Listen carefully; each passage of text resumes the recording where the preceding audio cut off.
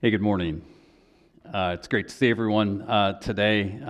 Again, Jim said it's kind of been crazy around here. We actually, it was probably about 3 o'clock yesterday afternoon. I said, one more domino as far as teachers in our kids' ministry, and then the kids were going to be in here because it's just that many people are sick. But it's good to be able to worship together and to study together. So I have a piece of paper here. The staff and I get one of these every week, and we also get an email copy of this. But, we ask for you to share your prayer concerns and praises with us, and we get this little piece of paper. In fact, this week as we were going through, it kind of dawned on me, we had more prayer requests come in this week than we've had since before COVID. And it's interesting because sometimes people are praising and sometimes it's like, hey, pray for my trip and different things. But a lot of times there's a story, and the story's not an easy story. Sometimes it's cancer, and that's the story. Sometimes it's death. Sometimes it's just family stuff or marriage stuff or financial stuff or just stuff. And it's stories that people are allowing us to be part of and to pray for, where really the story is all the same. Life is tough. You don't need me to tell you that, but sometimes life is tough. Sometimes it's difficult to go through this thing called life, and one of the things I want you to know is, as life is tough, you don't have to do this alone, and you're not alone. We have the church, and that's the whole idea of one another plays such an important thing. But I can look at the history of the church and understand that when life is tough, it's been tough for a lot of centuries for Christians.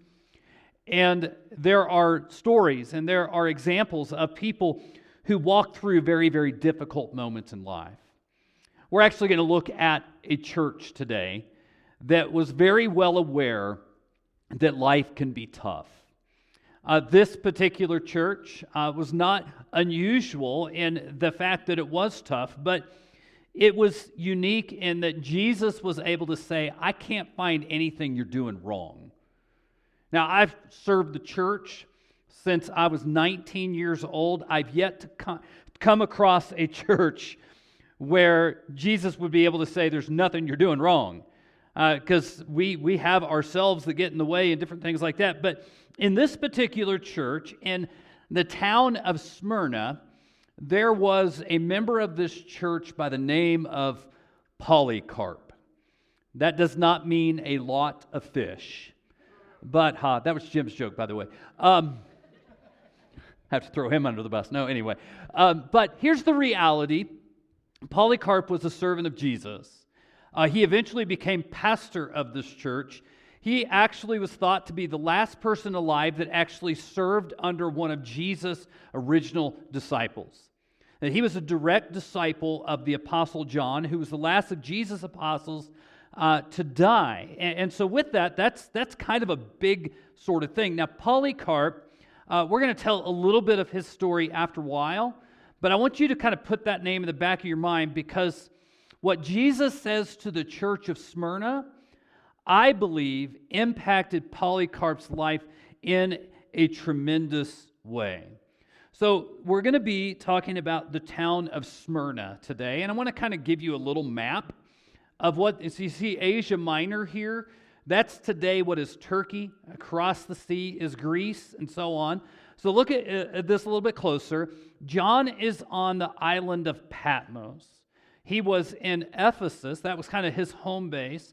He was exiled to Patmos, and he writes the book of Revelation, directed by the Holy Spirit through the visions that he got to see, but he addresses certain churches. The first church is Ephesus. The next church is Smyrna. The next church is going to be Pergamum. And so basically what we find in this example right here is that this was a circuit road. It was a mail route. So basically what we're doing is we're following the book of Revelation as it is being passed to different churches. It's also believed that John, the apostle, kind of had leadership in maybe over the different pastors, different leaders of all of these churches. So these churches are all very, very special to him. Now, one of the things that we find is that Smyrna was actually a Roman city in Turkey. It was a city that was built by the Romans. It was destroyed, rebuilt by the Romans. They said it was a very symmetrical city. Everything was straight. Everything was laid out in very organized fashion. But all of the main roads were lined with pagan temples. Dozens of temples throughout the entire city. But there was one called Golden Street. And Golden Street was this very wide road, long road, that led up the mountain in Smyrna, what today is modern-day Izmir, Turkey, over 1 million people. But that road led, and it went up to the mountain, and on that mountain was the temple to Zeus. So this was an epicenter, as most towns were, of pagan worship. We're also going to talk a little bit about that next week and what kind of came with a lot of that. But being in Smyrna was not easy for Christians. And one of the reasons why it wasn't easy for Christians in Smyrna is one reason was what we're going to call Caesar worship. See, Rome did a lot for the world that it conquered. And for that, people thought Rome was pretty great. One of the things that they did is that they created this elaborate road system. You know, all roads lead to Rome, so on like that. So it was this very sophisticated, very connected road system, and that made life easier. But not only that, there was a thing called Pax Romana. Pax Romana was the peace of Rome. It is actually thought at certain times throughout their particular empire, there were as many as one soldier for every 10 people. So there's one cop for every 10 people. So they kind of tightened the screws a little bit, right? And so with that came peace. A lot of the warring factions of smaller communities and different things like that kind of went away. Crime kind of went away. And people started thinking, Rome's doing a pretty cool thing here. And that kind of led to Rome's pretty great. And so they kind of worshiped the spirit of Rome. And eventually they worshiped the city of Rome. And then eventually they just worshiped the emperor. And at first it was kind of an informal thing where people would say Caesar's a god or Caesar is Lord. And then it became formalized, and after it became formalized, it became mandatory. And here's what mandatory meant. Throughout all the cities throughout the Roman Empire, they would erect these statues to Caesar. And these statues of Caesar would have like this burning incense around it, and you were expected as a citizen or a person to go and grab a pinch of incense and burn that on the altar. And as you burn that on the altar to Caesar, you were to say, Caesar is God and Caesar is Lord. And when you said those words, this is what happened. You got a certificate. We're going to call it an ID. Once a year. That you had to prove that you had sworn allegiance and worship of Caesar. This allowed you to go into the market. This allowed you to buy vegetables. This allowed you to go in and take part in life. And actually, a lot of the things that were going on that particular day, if you were a blacksmith, you had to be in the blacksmith guild. And so and to be part of these trade guilds, you actually had to swear allegiance to Caesar. This was mandatory. Now, one of the things is because this was political, you could also worship other gods. Now, in worshiping other gods, though, this kind of presented a problem for Christians because Christians could not say both Jesus is Lord and Caesar is Lord. And so by virtue of this, it became very difficult for them to live because it ended up in a lot of poverty. Now, it wasn't just the Roman end of things that was difficult. There were Jewish communities in all of these large towns throughout the Roman Empire, and oftentimes the Jewish communities made it equally difficult on Christians. We're going to dive into that here in a moment, but understand this is how this is the context by which Jesus addresses this church. This is what they're walking through. And then it says this in verse 8. And to the angel of the church in Smyrna write, the words of the first and last, who died and came to life. I love the picture where it says, Jesus' grace, my grace is sufficient for you. And what I happen to believe is that Jesus shows up through his Spirit in how we need him. Sometimes it's power, sometimes it's comfort, sometimes it's discipline. Jesus shows up in the way that we need him. And he shows up here and he says, the first and the last. Now, in the book of Revelation, there's also the phrase, the Alpha and the Omega. Alpha and Omega means first and last, the beginning and end. Jesus, the beginning time, end of time, all at the same time. But when he says here first and last, Jesus is pointing to the fact that he lacks nothing. That he is unlimited in every way. In fact, one of the things that we have to understand when Jesus says, I'm the first and last, is that he is unlimited in power. If we are going to take John at his word from the book of John, in chapter 1 of the book of John, which is the biography of Jesus, he says that is from Jesus himself, as part of the Godhead, that is the agent of creation. What we see, what we do not see, the universe that we live in, all of the universes that are still coming into existence are because of the unlimited power of Jesus. That's a pretty big thing. That's a pretty big idea that Jesus is not limited in power. He is also not limited in knowledge. He has unlimited knowledge. Now, this can be kind of one of those confusing things. And I remember when I was a little kid and I was in Sunday school at the basement of Buckland Christian Church in Buckland, Kansas, it was scary to me to sing the song, "Oh, be careful, little ears, what you hear. Be careful, little mouth, what you say, for the Father up above is looking down below." And it kind of developed this idea that God is the great cosmic killjoy waiting for me to mess up because of his unlimited knowledge.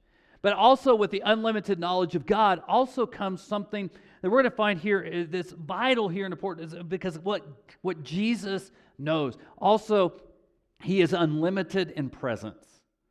Again, that can be kind of a scary thing, like Jesus is everywhere and so on like that. But here's the reality. Jesus said that when he left and said, here's the marching orders of the church. I want you to go make disciples and teach them my way of life and what I have told you.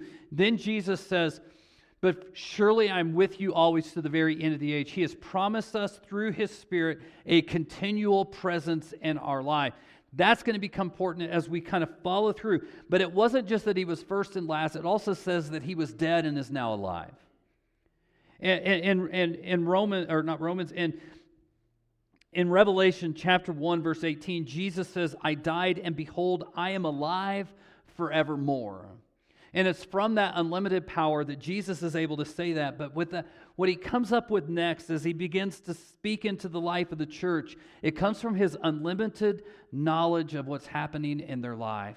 Now notice verse 9, it says, I know your tribulation and your poverty, but you are rich, and the slander of those who say that they are Jews and are not, but are a synagogue of Satan. So I think about this. One of the things that Jesus is saying here is like, listen, I know some things because of my unlimited knowledge. I know some things. One of the things that I know is that I know your trials. I know what you're walking through. I know the difficulty of life. I know the insecurities. I know the regret. I know the poor decisions. I know what you're going through right now.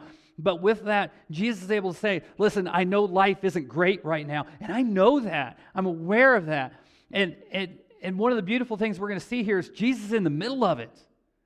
It's not like he's off somewhere ambivalent to what they're going through. It's like, I know your trials, but he also understands that their trials and their poverty are closely connected. And the poverty comes because they refuse to say Caesar is Lord. Because they said Jesus is Lord, they refuse to say Caesar is Lord. And by virtue of that, that means you can't go to the grocery store. That means you can't trade, you can't get a job. There's all types of things that are cants in your life because you said, my loyalty is to Jesus. So there was the social pressure, and a lot of people with the social pressure were saying, you know what, it's just a little incense. Just say it and don't mean it.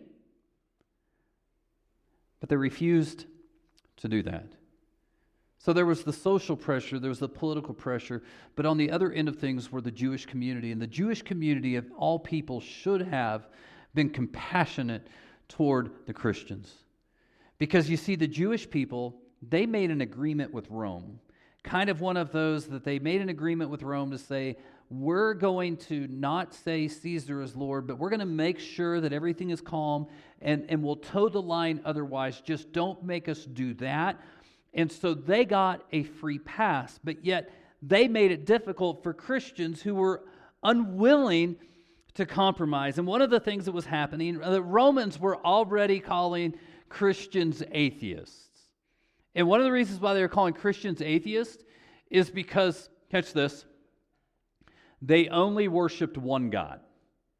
And because they only worshiped one God, they were just considered weird, and how can you only worship one God? There were some other things that the Jews were actually kind of planting into the minds of the people in the community, the larger community. They accused Christians of being cannibals because of communion, because of eating the body and drinking the blood. They said, these people are weird.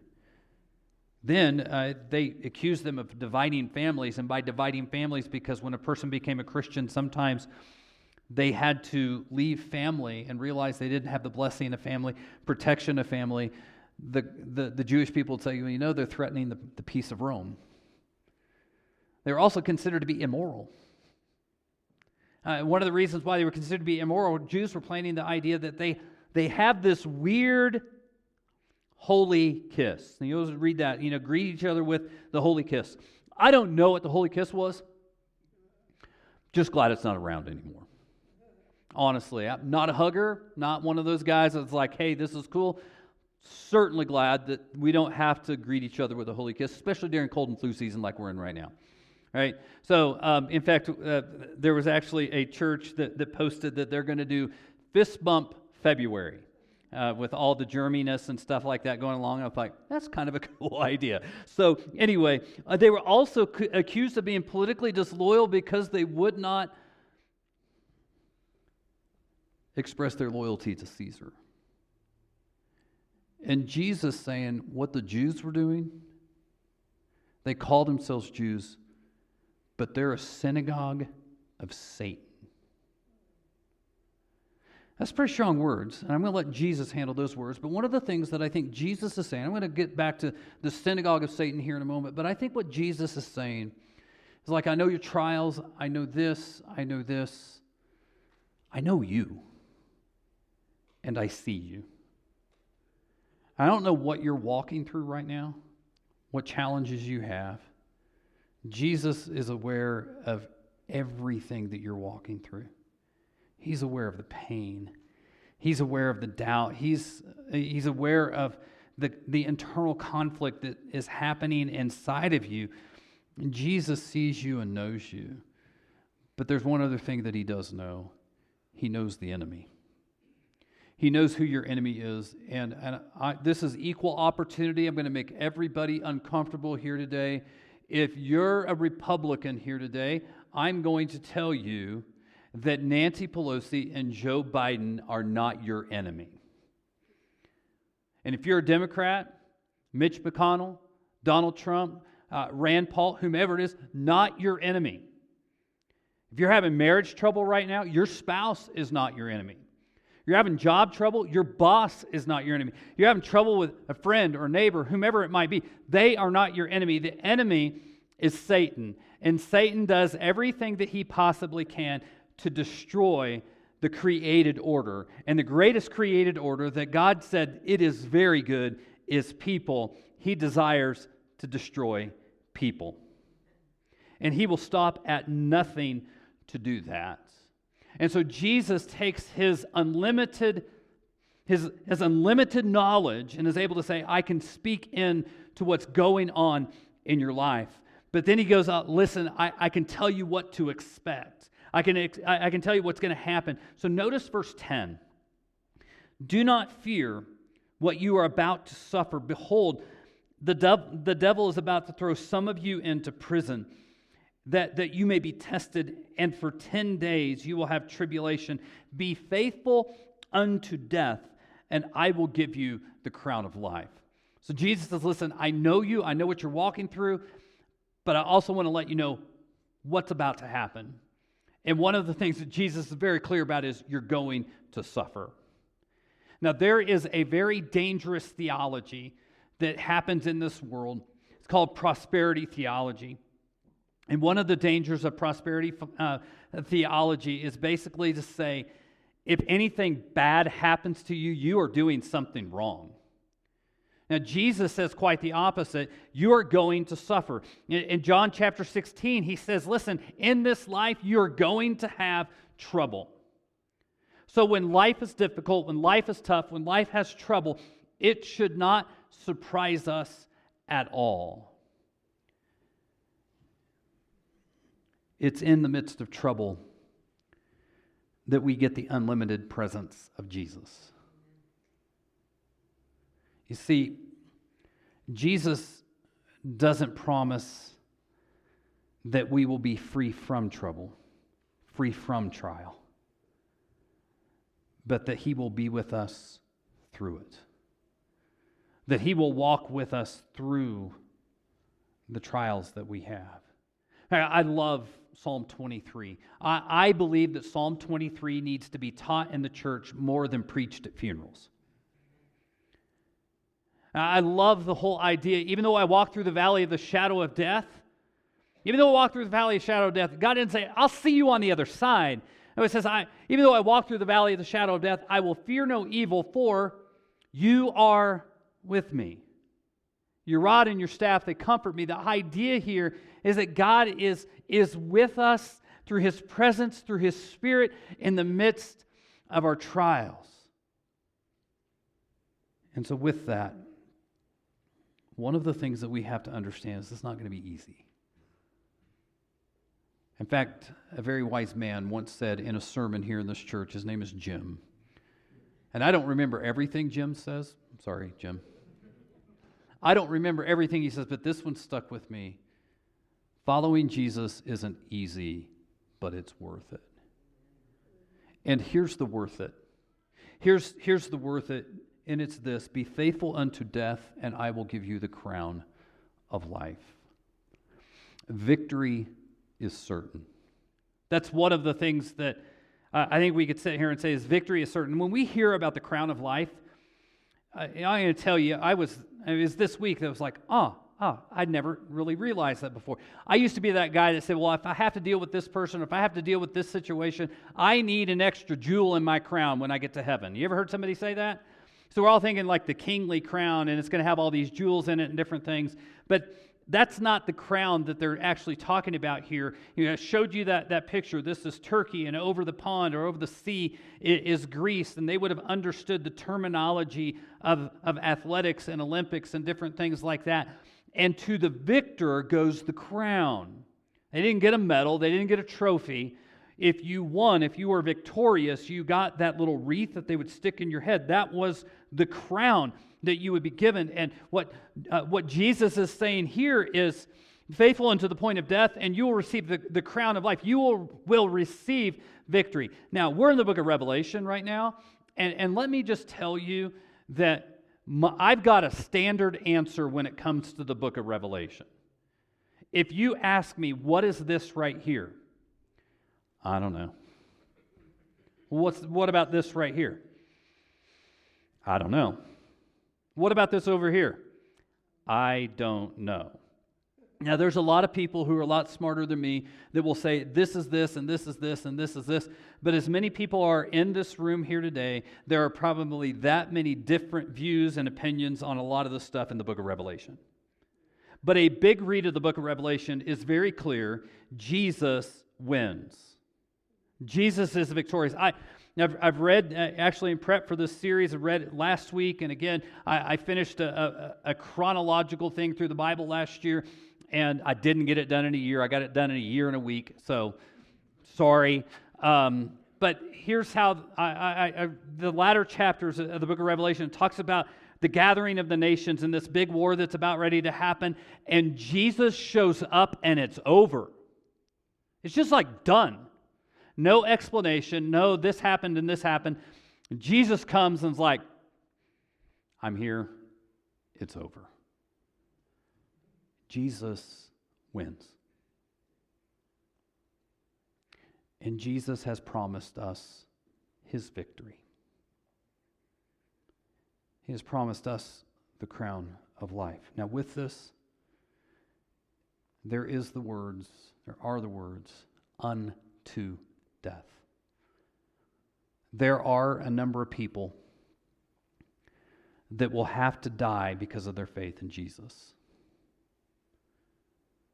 I actually read this week that there was a number of people in Nigeria that were killed because they were faithful to Jesus, just this week. Every year there's stories of people who, because of their faith in Jesus, they refuse to bend their knee to whomever or whatever. Because Jesus is Lord of their life, they refuse to compromise. And they lose their life. Now, the vast majority of Christians who have ever walked this earth, it was not an unto death sort of thing. It's been until death. That they were faithful over the long haul through the many years. In fact, when you look at what Jesus is saying to the church, the promise, the encouragement here, I believe he is speaking into that. In fact, in verse 11, he says, he who has an ear, let him hear what the Spirit of the churches, what the Spirit says to the churches. The one who conquers will not be hurt by second death. Second death refers to the lake of fire and brimstone in the book of Revelation. This is hell. And I think what Jesus is saying is, don't fear first death. No matter what that death may be like, do not fear first death. The reality is, unless Jesus returns, we will all face first death. But he says, listen, if you're faithful to me, if you walk with me, if, like we say, got to be on the right side of history, you got to be the right side of eternity here, and that's on the side of Jesus. And if you're on Jesus' side, we don't have to worry about hell. We don't have to be concerned about second death. And it's not like Jesus has just saved us for, he has also saved us from. He has saved us for eternity with him, but from the death and punishment of hell. And so I believe his message to the church is one that we need today. And the message to the church, and this is our bottom line, continue to remain faithful. Continue to remain faithful to Jesus regardless. And I'm just going to stop it there, because that can mean trial. That can mean illness. That can mean divorce. That can mean family stuff. That can mean financial ruin. It can mean any number of things. But this is what I am certain of here today, that until you die or Jesus returns, the schemes of Satan will be very real in your life. And he will be relentless. Now, one of the things that we have to say is he does not have the power of Jesus. He does not have the knowledge of Jesus.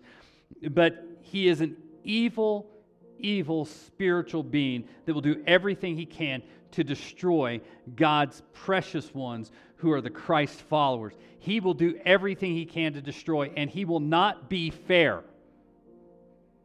I love the movie Pirates of the Caribbean, where Jack Sparrow and Will Turner are in the blacksmith shop, and they are fighting, and they were swashbuckling back and forth with the swords and so on.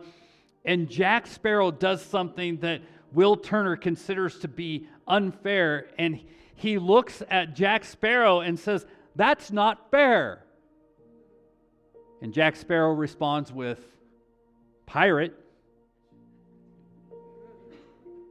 And we could look at Satan and go, "Well, that's not fair." And Satan's going to go, "Satan," right? He's not going to fight fair. He's going to do everything at his disposal to destroy Christians. But Jesus says those that are faithful even to the point of death will be given the crown of life. So I mentioned I mentioned Polycarp. Polycarp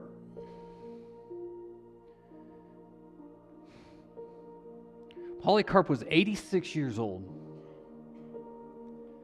He is a pastor of a church. He's a leader in the church. He had served under John. He invariably had read the book of Revelation. I don't know how many times over the last 60 years these churches passed around letters to say, this is good stuff. Let us learn from this. But the beautiful thing is that Polycarp didn't just say Jesus is Lord. His actions lived up to that. See, one afternoon he was at home. He was in an upper room resting when an army troop of Roman soldiers showed up. Full army gear, everything, dozens of them to arrest one old man. Some of his friends actually tried to talk him into trying to escape, but the teaching of the church is you didn't look for martyrdom, you didn't look for persecution, but you also didn't flee from it. And he just simply said, if God wills it. So as his captors came, he actually invited them in. Actually said, hey, let me get you some food. Let me get you something to drink. He said, I just asked that I'll go. Just let me pray for an hour. An hour became 2. And as the soldiers heard Polycarp pray, they began to question, is this something we should even be doing in the first place? Have we done the wrong thing? So he agreed to go with them and ended up going before the proconsul in the arena where, well, they slaughtered people. And the proconsul pled with him, curse Christ, and I will release you. And his reply was, 86 years I have served him. He had never done me wrong. How then can I blaspheme my king who saved me? He reached out another way. He says, do this, old man. Just swear by the genius of the emperor, and that will be sufficient. That was kind of like saying, he's not necessarily Lord, but he's pretty cool and all. And Polycarp replied, if you imagine for a moment that I would do that, then I think you pretend that you don't know who I am. Hear it plainly. I am a Christian. Proconsul then threatened him with wild beasts. And Polycarp said, bring them forth. I would change my mind if it meant going from worse to the better, but not change from the right to the wrong. Then the proconsul said, I will have you burned alive. And his response was, you threaten fire that burns for an hour and is over, but the judgment of the ungodly is forever. And then they prepared the fire. And Polycarp lifted his eyes to heaven and he prayed this. Father, I bless you that you have deemed me worthy of this day and hour, that I might take a portion of the martyrs in the cup of Christ. Among these may I today be welcomed before your face as a rich and acceptable sacrifice. And then they lit the fire. The Christians who were there said that it didn't smell like burned flesh, but rather bread baking. And one of the soldiers eventually stuck a dagger in his heart, and he died. In Hebrews chapter 11, there's a verse that they're talking about all these giants of faith, all these heroes of faith, and the writer of Hebrews says, the world was not worthy of them. Their life, their sacrifice, their commitment to Jesus, the world is not worthy of them. The world was not worthy of Polycarp. A few verses later, the writer of Hebrews says these words, therefore, since we are surrounded by so great a cloud of witnesses, those witnesses who had stood the test, who had remained faithful. There's a picture I have in my mind. It's probably not the actual picture, but there are those who have gone before us, that if we could peer into heaven, if they could peer down below, they would be cheering for us, because they know that it's worth it.